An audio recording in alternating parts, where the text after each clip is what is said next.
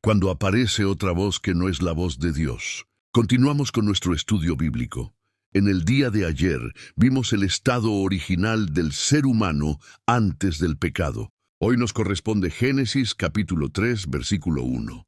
La Escritura dice: Pero la serpiente era astuta más que todos los animales del campo que Jehová Dios había hecho, la cual dijo a la mujer: ¿Con que Dios os ha dicho, no comáis de todo árbol del huerto? Hasta este punto, solo se oía la voz de Dios. Todo había sido creado y establecido bajo la autoridad de Dios. Ahora aparece otra voz. No ordena, no crea, pregunta, y su pregunta no niega a Dios, cuestiona lo que Dios había dicho.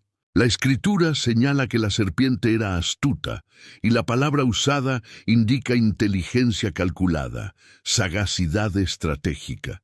No es ignorancia, es capacidad usada para confundir.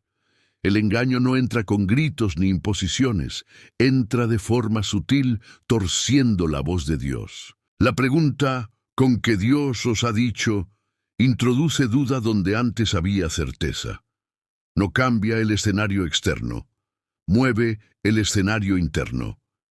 El quiebre comienza cuando el oído se abre a una voz distinta a la voz de Dios. El texto también nos muestra el método. El mandato de Dios fue dado directamente a Adán, y la mujer lo conocía por transmisión.